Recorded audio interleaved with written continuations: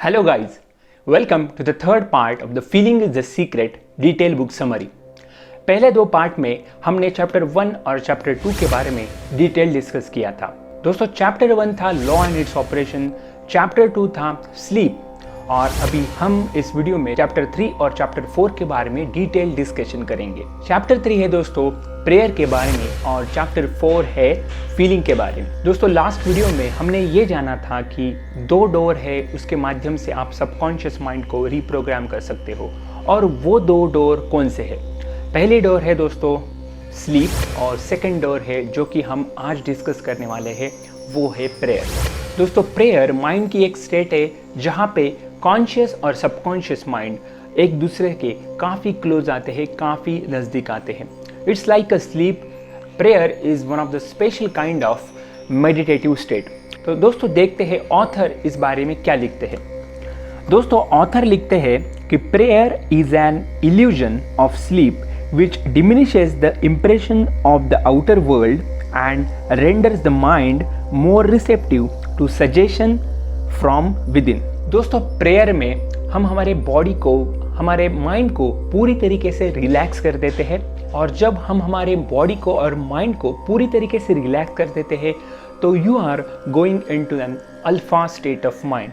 दोस्तों जनरली क्या होता है, हम चीज़ों को किस प्रकार इंटरप्रेट करते हैं, जिस प्रकार के इनपुट हमें सेंसेस के माध्यम से, सेंसेस के थ्रू आते हैं, जिस प्रकार के एक्सटर्नल स्टिमुलाई हमें आते हैं उस प्रकार हम चीज़ों को इंटरप्रेट करते हैं। दोस्तों यहाँ पे मैं एक बात बताना चाहूँगा, various things are happening outside और उस थिंग्स में कई चीज़ें ऐसी होती है कि जो हमारे लिए अच्छी होती है और कई सारी चीज़ें ऐसी भी होती है कि जो हमारे विजन और गोल से अलाइनमेंट नहीं होती है, वो हमारे विजन में और गोल्स में एक रुकावटें डालने की कोशिश करती है।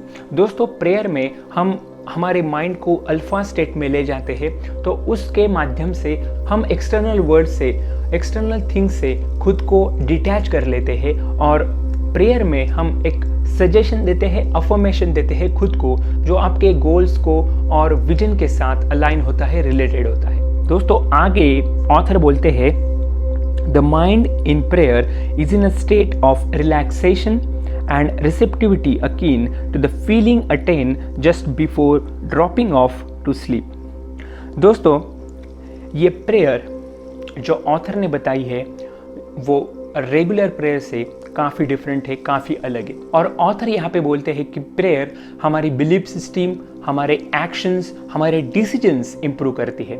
दोस्तों जो भी वर्ड्स, जो भी इंफॉर्मेशन, जो भी मीनिंग हम प्रेयर में बोलते हैं वो डायरेक्टली हिट होती है सबकॉन्शियस माइंड के ऊपर। पर उसके लिए दोस्तों पहली इंपॉर्टेंट चीज़ ये है जो मैंने आपको बताई थी, वो है हमारे बॉडी को और माइंड को रिलैक्स करना। प्रेयर की डिटेल प्रोसेस में at the end of video आपको बताऊंगा, पर उससे पहले कुछ इंपॉर्टेंट पॉइंट्स जानने की कोशिश करते हैं। दोस्तों prayer is not like you are begging और यू आर आस्किंग समथिंग। इससे क्या होता है दोस्तों, इससे आप खुद को इनएडिक्वेट समझते हो, you are feeling within that you you are not इनफ। दोस्तों याद रखो, जब भी हम किसी भी चीज़ के लिए पूछते हैं तो उसका मीनिंग ये भी होता है कि you don't have that thing right now. और जब आपको लगता है कि वो चीज़ आपके पास नहीं है तो इनडायरेक्टली आप सबकॉन्शियस माइंड को इस प्रकार सजेशन देते हो कि वो चीज़ फिलहाल आपके पास नहीं है।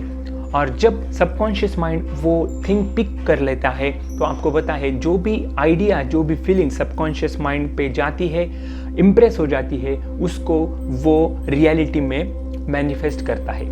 मतलब आप बोल रहे हो कि you don't have that thing because you are praying for that thing, you are asking for that kind of thing and when you are asking you are feeling that you are not enough and when you are feeling that you are not enough at that time you are creating a big resistance in the path of your manifestation. Prayer means imagining and feeling your desired state as an already existing reality.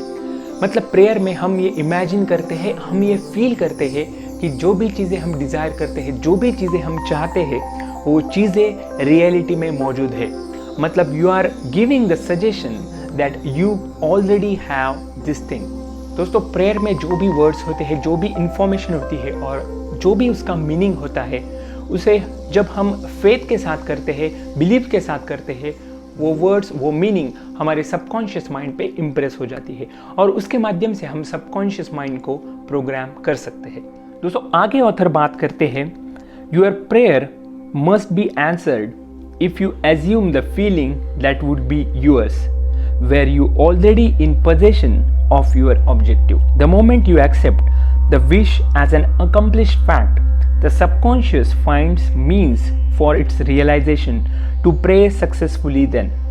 You must yield to the wish, that is, feel the wish fulfilled.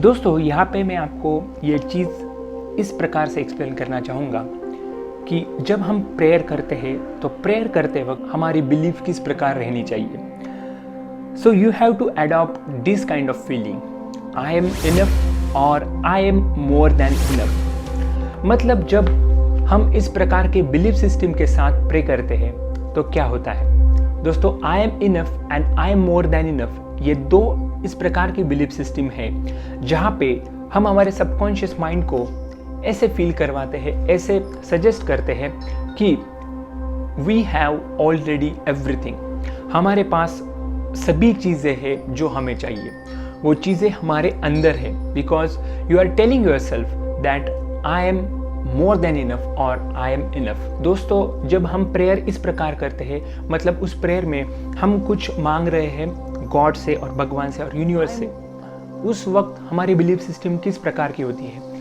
I am not enough, I am not enough. जब हमारी belief system होती है I am not enough, तो हमें ये लगता है, हमारे सबकॉन्शियस माइंड को ये लगता है कि we don't have that thing. So when you are not having that kind of thing in your life, you already put a resistance in your manifestation path. और जब हम इस प्रकार की बिलीफ सिस्टम से प्रे करते हैं कि आई एम मोर देन इनफ, तो उस वक्त resistance towards manifestation journey reduces at a greater extent.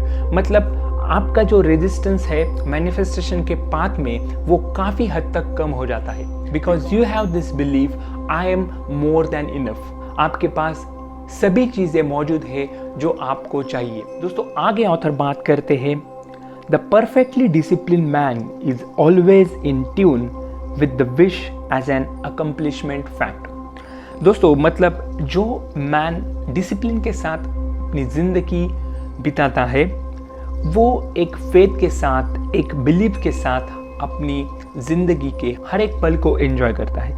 मतलब वो व्यक्ति, वो person, that person is living with the conscious awareness. दोस्तों कॉन्शियस अवेयरनेस के बारे में हमने चैप्टर 1 में डिटेल डिस्कशन किया था। अगर आपने चैप्टर 1 नहीं देखा है अभी तक, तो आप इस सीरीज का पार्ट 1 देख सकते हो।